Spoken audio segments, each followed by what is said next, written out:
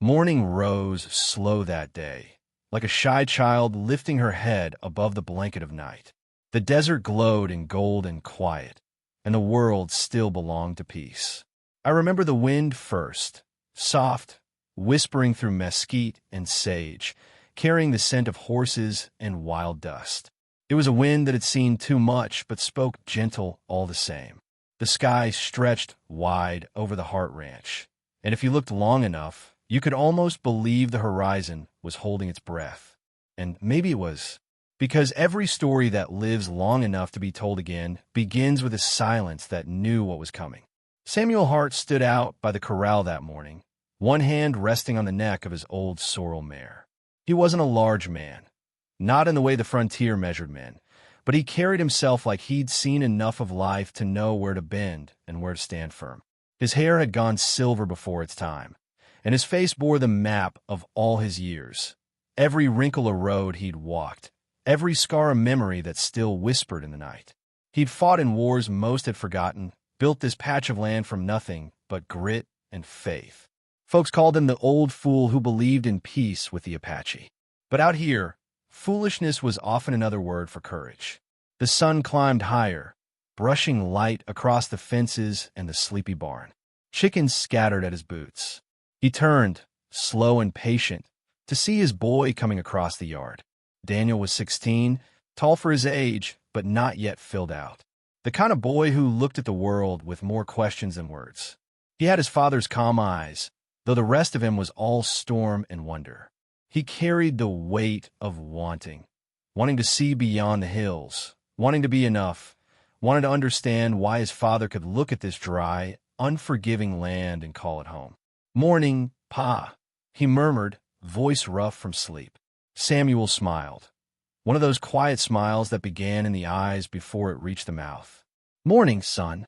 Sun's up and you ain't yet. That's near a sin in ranch country." Daniel grinned, rubbing his eyes. "The rooster's got a louder mouth than me." Samuel chuckled, soft and low. "That bird's been preaching since dawn. Guess he figures someone ought to listen." It was an ordinary morning, one of those that slip through a man's life unnoticed until it becomes the last one he'll ever remember whole. By mid-morning, they were out by the lower fence line. The posts leaned like tired men, the wire loose from the last storm. Daniel worked beside his father, hands raw, sweat beading on his brow. They didn't talk much. Words weren't needed. The rhythm of hammer and breath was its own kind of language. When the sun reached its cruelest height, Samuel stood, took off his hat, and wiped his brow. He looked out across the open desert, miles and miles of nothing that somehow meant everything. "You know, son," he said, "a man spends half his life trying to own the land, but the land never really belongs to him. It just lets him stay a while." Daniel glanced at him, unsure if it was a lesson or a confession. He just nodded. They headed back to the house when the shadows grew long, their boots raising soft ghosts of dust behind them. Martha, Daniel's mother, had been gone nearly 10 years now. Samuel still set a place for her at supper. He never said why, but Daniel didn't ask. Some kinds of love are too sacred for words. They ate in the quiet that families build when words can't fill the space of what's missing. Cornbread, beans, strong coffee. Outside, the desert whispered through the cracks in the walls like an old friend trying to remind them something was coming. After supper, Daniel sat on the porch, strumming a few hesitant notes on a battered guitar. His father joined him, leaning back, eyes half closed, listening. The melody was simple, but it hung in the air like memory does, sweet, heavy, unfinished. "Pa," Daniel said finally, "You ever think we'll leave this place? Go see what's out there." Samuel opened one eye, studied his son's face in the dying light. "I've been out there, boy, seen what men do when they think no one's watching. This here," he gestured to the land, the corral, the house. "This is peace. And peace, she's worth holding on to." Daniel nodded, though he didn't understand. Not yet. The next day brought strangers. 3 riders came from town, dust on their coats, eyes sharp with the kind of arrogance that feeds on fear. They carried the smell of whiskey and trouble before they even spoke. Samuel met them by the gate, hands calm but firm on his belt. Daniel stood a few steps back, silent. The one in front, tall, with a scar cutting through his beard, spat on the ground. "Morning, old man," he said. "Heard you been trading with Apaches again." Samuel didn't flinch. "I trade with anyone who comes in peace. You got a problem with that?" The man's grin was thin as wire. "Problems? Those savages been stealing horses from white folk. Folks say you're the one selling them supplies." Samuel's voice stayed even. "You listen to too many drunk men in too many saloons." The riders laughed. The sound was hollow, ugly. The scarred man leaned closer. "You best remember whose land this is." Samuel's eyes lifted, steady as stone. "Ain't yours. Ain't mine neither. But I'll die before I let hate claim it." Something in those words, quiet, unafraid, made the man's grin vanish. He turned his horse, spat again, and rode off with his men. But the dust they kicked up didn't settle right. It hung in the air like a warning. That night, the world changed. The stars burned too bright, the kind of night that tricks you into thinking the heavens are listening. Daniel couldn't sleep. He went out to the barn, the air sharp with the scent of hay and horse. He was brushing down the mare when he heard it, the faint thunder of hooves in the distance. Then voices, men's voices, drunk, angry, familiar. The door burst open. The scar man first, the others behind him. "Evening, boy," he slurred. "Where's your peace-loving daddy now?" Before Daniel could speak, a shout split the air, Samuel's voice. "Leave my boy be." They turned on him like wolves. Fists, boots, rage. Daniel tried to run to him, but one of the men held him back, iron grip on his arms. He struggled, screaming, until his voice broke. Samuel fell to his knees, blood on his lips, dust on his face. Still, he didn't curse them, didn't beg. He just looked at his son. That look, calm, sad, full of love, would follow Daniel all his life. The men kept hitting him long after he stopped moving. When they were done, they laughed and stumbled away, leaving behind nothing but broken boards and silence. Daniel crawled to his father's side. The air was thick with the smell of blood and dust. Samuel's breathing was shallow, eyes already fading toward the stars. His hand found Daniel's. For a moment, the world went still. "Pa," Daniel whispered, "I'll find them. I promise." Samuel's lips moved faintly. "Find yourself first, then find them." And then, only the wind. Dawn broke pale and cruel. The sky didn't care what had happened. Birds still sang. The land still breathed. Daniel sat by the small grave he'd dug behind the corral. He'd marked it with a simple wooden cross, carved by hand, the knife trembling as he cut his father's name into it. He didn't cry. Tears felt too small for something so vast. He just sat there, watching the light move across the desert, the same desert that had watched everything, every birth, every death, every foolish hope of man. And somewhere inside him, something shifted. Not rage. Not yet. Just a hollow promise, growing roots in the quiet soil of grief. He looked to the horizon, where the sky met the endless wild, and whispered, "I'll find them, Pa. But first, I'll find who I'm meant to be." The wind caught his words and carried them away, as if the desert itself would remember. Sometimes, a boy becomes a man not by age, but by the weight of what he's forced to remember. And that night, the desert bore witness to the making of one such man. The morning after he buried his father, the land fell quiet. Not the kind of quiet that brings peace. No, this was the hollow silence that comes after something sacred is torn away. The wind that once sang through the sagebrush now moved slow and mournful, as if even the earth was grieving. Daniel sat by the grave long after the sun climbed over the hills. He hadn't slept, hadn't eaten. His hands were blistered from the shovel, his heart blistered from everything else. The cross he'd carved leaned slightly in the wind, a crooked sentinel over the man who had been his world. He whispered into the air, "I'll find them. I swear I will." But even as the words left his lips, they sounded too small. Vengeance felt like a fire he wasn't strong enough to hold yet. Only a spark, shivering in the ashes of what had been.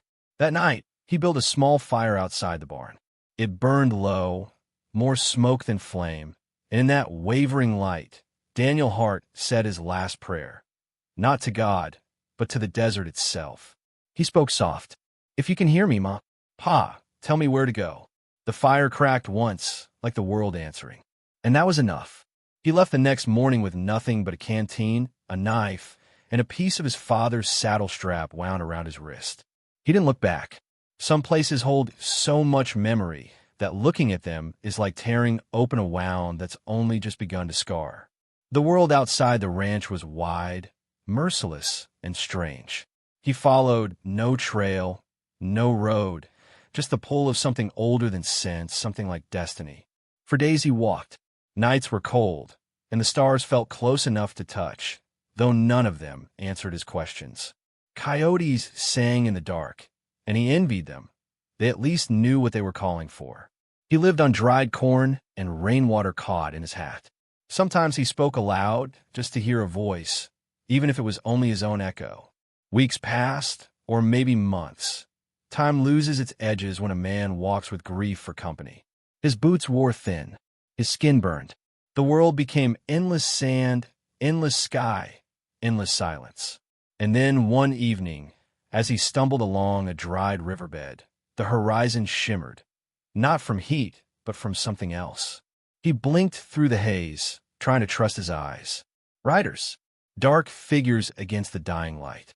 They moved like wind, quiet, fluid, purposeful. Then the sound of hooves surrounded him. When he woke, it was to the scent of smoke and pine. He lay on a woven mat inside a low tent made of hides.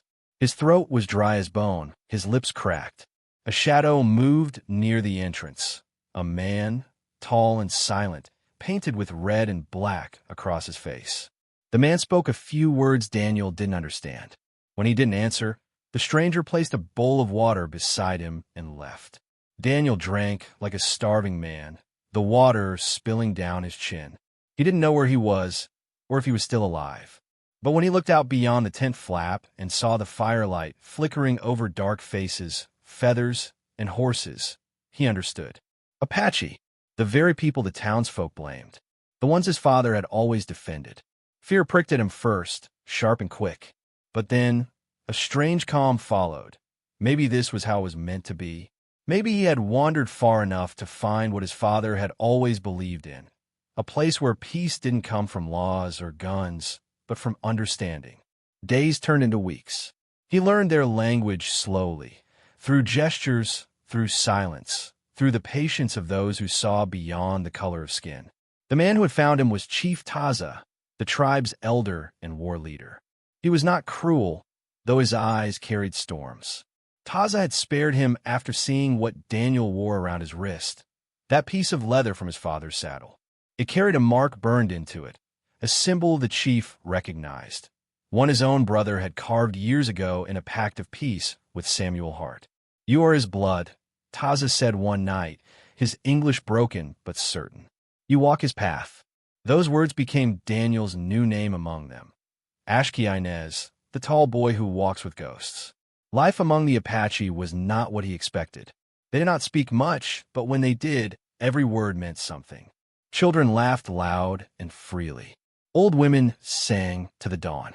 The men taught him how to ride without a saddle, how to track by wind, how to listen, really listen, to the heartbeat of the earth beneath his feet. And in time, they taught him how to be still. For the first time since his father's death, Daniel slept without waking in terror. His body healed. His spirit, slowly, began to learn the rhythm of the drums, that slow, steady pulse that seemed to say, "You are alive, and that is enough for now." There was one who spoke to him more than the rest, a young woman named Nita. Her eyes were like dusk, calm, endless, and holding a sadness she didn't hide. She was the daughter of one of the medicine women, quiet but fearless in her silence. It was she who first taught him to understand the language of hands, how to ask for water, how to say thank you without words, how to speak kindness without sound. In her presence, Daniel found something gentler than peace, a stillness that did not demand anything of him. She would sit beside him by the fire, weaving strands of grass while he fixed arrow shafts, neither speaking, yet both understanding. One evening, she handed him a small clay cup of bitter tea. He drank, grimacing, and she smiled for the first time. "Good," she said softly in broken English. Means you live. He laughed, the first sound of joy that had escaped him since his father's death. Seasons passed. The boy became a man. The desert, once cruel, became his teacher. He learned the Apache ways, to read the stars, to follow the trail of an animal by the bend of a blade of grass. He joined their hunts, rode in their races, sat in their councils. He was no longer the rancher's son who carried grief like a chain. He was Ashki-Inez, a man reborn in silence. But at night, when the wind moaned low through the canyons, he still heard his father's voice. Not words, exactly, just a feeling of presence. As if Samuel Hart was still out there somewhere, watching his boy grow into the man he'd always hoped he'd be. One winter evening, as snow drifted thin as ash across the desert, Chief Taza called him to the fire. The old man's eyes glimmered in the light, full of stories too old for language. You walk two roads, Taza said, the one of your blood and the one of your spirit. One day, you must choose which one leads you home. Daniel nodded, though he didn't yet understand. He only knew that somewhere beyond the horizon, men still rode who had murdered his father. And the memory of that night was no less sharp, only quieter, buried deeper beneath layers of dust and understanding. The tribe had come to trust him. He guarded their children when they went to gather roots, repaired weapons, helped mend roofs before the storms. When he laughed, they laughed with him. When he rode, they called out his name. He belonged, not because of what he'd done, but because he had learned how to listen. Nita once told him, "When the desert takes everything from you, it is not to punish you. It is to show you what you truly carry inside." Her words stayed with him, because by then, Daniel had realized something. The rage that once burned in him had cooled, not gone, but tempered like iron in the forge. He no longer wanted vengeance. Years passed like the turning of a slow river.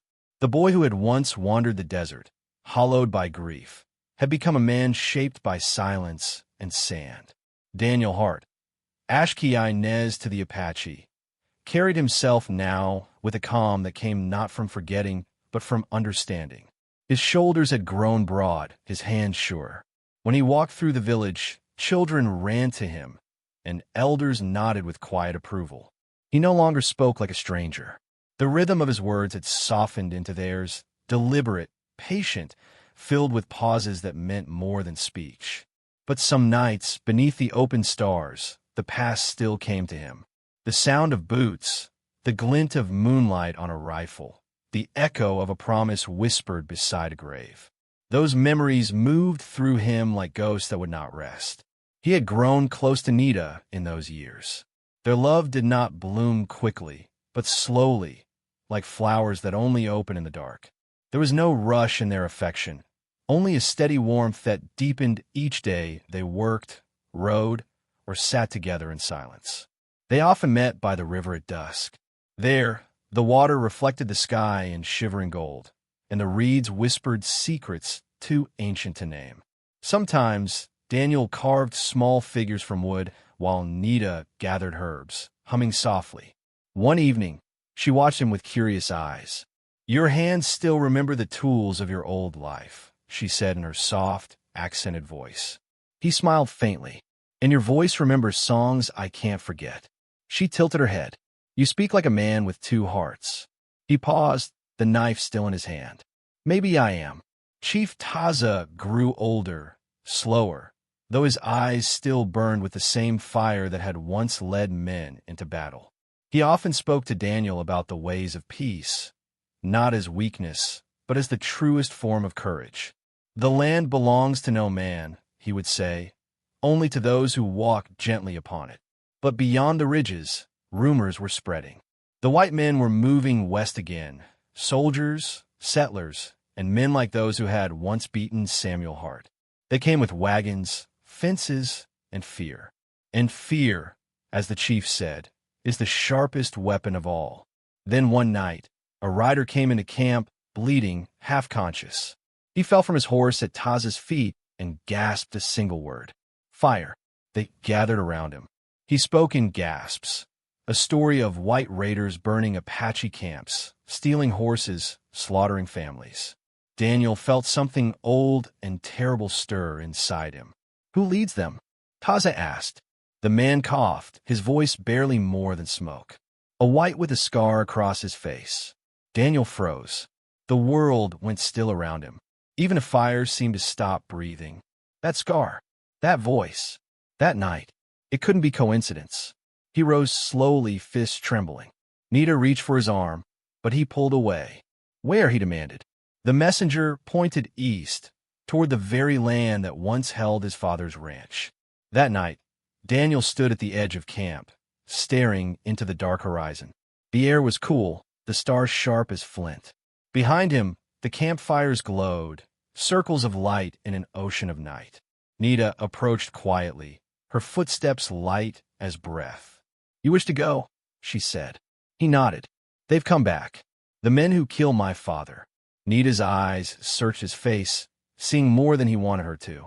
You have built a new life. Why throw it into the fire again? Because the fire found me first, he said softly. She stepped closer, her voice trembling between fear and love. If you go with hate in your heart, you'll not come back as the man I know. You'll come back as them. Her words hung in the cold air, cutting deeper than any blade. He looked down, unable to answer. When she placed her hand on his chest, he finally whispered, I don't want revenge, Nita. I just can't let them burn another home. She nodded slowly. Then fight for life, not for death. At dawn, Chief Taza called a council. Warriors gathered in a circle, their faces solemn, painted with ash and resolve. The old chief looked around at them all, at his sons, his brothers, his people. These men come again to take what is not theirs, he said. They bring fire to our door, thinking it will make us crawl. But we're not the kind that kneel. He turned to Daniel. You know their world. You know their ways. Will you lead our riders? Daniel hesitated. The boy in him wanted to refuse, to run from the shadow of blood. But the man, the one shaped by both peace and pain, stepped forward. I will ride, he said quietly. Taza nodded. Then the spirits ride with you. What followed was a gathering unlike any the desert had seen in years. Daniel rode for days, calling upon distant allies, the Chiricahua, the Mesco, the Jicarilla, tribes bound not by blood, but by shared sorrow. He carried no banner, only a memory, and yet they came. By the week's end, 400 Apache warriors rode beneath the same burning sun. The land trembled beneath their hooves. To the east, the scarred man's raiders, 30 strong, greedy, and cruel, had no idea the storm they had summoned. That night before battle, the camp was quiet. No laughter, no boasting, only the soft murmur of prayers and the crackle of distant fires. Daniel sat alone on a rise overlooking the desert. He sharpened his father's old knife, the one he'd carried since boyhood. Each stroke on the stone sounded like a heartbeat. Nita came to him, wrapped in a blanket, her hair catching the light of the flames. She didn't speak for a long time. Then, softly, the desert remembers every step we take. Be sure yours lead you home. He looked at her, memorizing her face in the flicker of firelight. If I don't come back, she pressed her fingers to his lips. Don't speak death. Speak return. He swallowed hard, nodding. I'll return. Then she handed him a small charm, woven from horsehair and beads. For protection, she said. From others. From yourself. As dawn broke, the riders assembled, a sea of painted faces and steady eyes. Daniel mounted his horse, the same mare he had once brushed as a boy under the ranch roof. She pawed the ground, impatient, sensing what was to come. Chief Taza rode up beside him. You remember what peace feels like, the old man said. Hold to that, even in battle. Daniel nodded. If I fall, tell Nita. She already knows. The chief interrupted, smiling faintly. And then, without another word, he raised his hand. 400 spears glimmered as one. The whisper of war had become a roar. They rode with the sun at their backs, dust billowing like ghosts rising from the earth. Each mile carried the weight of history, of bloodshed, of promises broken, of peace betrayed. Daniel's heart beat in rhythm with the thunder of hooves. By midday, they reached the canyons near the old ranchlands. Smoke curled in the distance, the raiders' camp. Drunken laughter carried on the wind. Daniel raised his hand. The warriors halted. He closed his eyes, hearing his father's voice once more. Find yourself first, then find them. When he opened them again, his gaze was steady. He gave the signal. The riders melted into the cliffs, silent as shadows. The raid itself would come with the next sunrise, but that moment, that breath before chaos, was sacred. He sat on his horse, watching the light fade over the same horizon he'd once watched as a boy. He thought of the grave beneath the corral, the promise whispered into the wind. Now the wind whispered back. It is time. The desert was still before dawn, the kind of stillness that feels like a prayer. Dust hung in the air like breath, suspended between two worlds, life and death, peace and vengeance. Daniel sat on his horse at the canyon's edge, the wind tugging gently at his coat. The horizon blushed pale gold as the first light crept over the mesas. Below, the raiders' camp lay quiet. Men sprawled beside cold fires, their rifles leaned against wagons, their laughter finally silenced by sleep and whiskey. Behind Daniel, 400 Apache warriors waited, still, patient, their faces painted with ash and meaning. No one spoke. Even the horses seemed to know this was not just another raid. This was remembrance. When the first sunbeams struck the scarred rocks, Daniel raised his hand. The warriors moved like wind over stone, silent and sure. They surrounded the camp with the precision of ghosts. And for a heartbeat, the world held its breath. Then came the cry, a hawk scream cutting through the morning. It was the signal. Chaos bloomed. Riders thundered down from every direction. The ground shook with hooves. Arrows hissed like rain through dry air. The raiders woke in panic, scrambling, shouting, reaching for guns they couldn't find fast enough. Smoke filled the camp as wagons burned and tents collapsed in sparks. Daniel rode through the haze, his father's knife glinting at his side. His eyes searched through the blur of battle for one face, the man with the scar. He found him near the corral, dragging a woman by her hair, trying to flee toward the horses. That same crooked sneer carved into his face, the ghost that had haunted Daniel's every night. The world narrowed. All sound fell away. Only the two of them remained. The scar man saw him and froze, recognition dawning slow and cruel. Well, I'll be damned, he rasped. The boy lives. Daniel dismounted, slow, steady. His boots sank into the dust. He didn't speak. The man raised his revolver, but Daniel was faster. The knife flew from his hand, slicing the air. It struck, not to kill, but to disarm. The gun spun away into the dirt. The man cursed, reaching for it. Daniel was on him in 2 strides, grabbing his collar, throwing him hard to the ground. They grappled, fists and fury, the years of pain spilling out through every strike. Your father begged. The man spat between blows. You remember that, boy? Daniel stopped. For a moment, his vision blurred. Rage so deep it tasted like blood. He drew the knife back, hand trembling. All around, the battle still raged. Men shouting, fire crackling, the sound of vengeance filling the sky. He could end it now. The scar man sneered. Go on, be your daddy's son. Daniel froze. And in that instant, he saw his father's face, not as he died, but as he lived, smiling at sunset, teaching him to mend fences, to ride, to speak gently to horses because they remember kindness longer than cruelty. The knife wavered. He heard Nita's voice, too, soft and steady in his heart.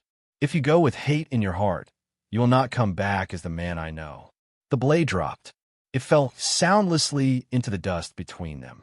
Daniel stepped back, breathing hard, looking down at the man who had stolen everything from him, and realizing that killing him wouldn't give any of it back. You're not worth my father's memory, he said quietly. Then he turned away. Behind him, the scarred man scrambled to his feet, fury twisting his face. He snatched up a fallen rifle, aimed and fired once, twice. But the bullets never found their mark. An arrow sang through the air, striking him in the chest. He staggered, eyes wide in disbelief, and fell, the dust swallowing him whole. Daniel turned. Chief Taza sat on horseback behind him, bow still raised, his face solemn. Mercy is for the living, the chief said softly. Justice is for the dead. Daniel lowered his gaze. There was no victory in him, only a strange, heavy calm. By noon, the camp was silent again. The raiders were gone. Some fled, most fallen. The fires burned low, and smoke curled into the bright sky like the last breath of an old ghost. Daniel walked among the ruins. The scent of ash reminded him of the ranch, the corral, the old oak tree, his father's laughter echoing across the fields. He knelt there for a long time, his hands resting on the hilt of a knife, the same knife he'd refused to stain. When the wind shifted, he looked east. Beyond the ridges, in that endless sweep of land, he could almost see his father standing, hat in hand, smiling with pride. And in that quiet, Daniel finally understood. He had not come to avenge his father.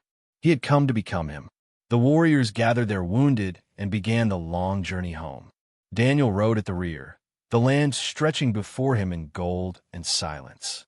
The desert, once cruel, now felt like something sacred, a vast, living memory.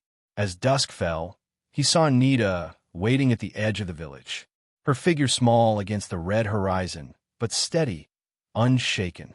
When their eyes met, everything inside him, the grief, the rage, the years of wandering, finally broke open. He dismounted, walking toward her. Neither spoke. She touched his face gently, tracing the dust and dried blood, as if wiping away an old life. He whispered, "It's done." She nodded, tears glinting like morning dew. "Then let it be finished." He rested his forehead against hers, breathing her in, the scent of sage and smoke. In that single breath, the war within him ended. That night, they built a small fire on the riverbank. Chief Taza sat beside them, silent as ever, watching the stars. When he finally spoke, his voice was quiet but firm. "The land remembers every act," he said. "Today, it remembers mercy." Daniel looked into the flames. "The men who hurt my father, they're gone. But I don't feel free, not yet." Taza smiled faintly. "Freedom is not forgetting. It is forgiving yourself for remembering." Those words settled deep in Daniel's chest, like seeds waiting for rain. Weeks later, the desert began to bloom again. Cacti wore crowns of red flowers. Coyotes sang at night, not in mourning, but in celebration of life that refused to end. Daniel rebuilt what little remained of his father's ranch, not as it was, but as it could be. He and Nita planted cottonwoods by the river. Children played beneath their shade. Horses ran free again, their manes catching the light. And sometimes, when the wind was just right, Daniel could hear the soft echo of laughter, a father's voice carried through time. He'd smile, tip his hat, and whisper back, "I remember, Pa." Years later, people would tell the story of the white boy who returned with 400 Apache warriors, a legend painted in fire and forgiveness. But those who truly knew, those who sat by the river and listened to the wind, understood the truth. It was not a tale of revenge. It was the story of a son who remembered and chose peace instead of hate. The old storyteller would pause there, staring into the flames, voice barely above a whisper.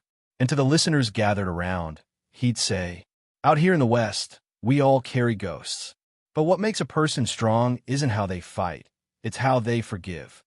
He'd lean closer, the firelight catching his weathered eyes. So, if this story touched your heart tonight, let it remind you of something. No matter where you come from, no matter what you've lost, your kindness is what keeps the world alive. Then, with a gentle smile, tell me, friends, where in this wide world are you listening from tonight?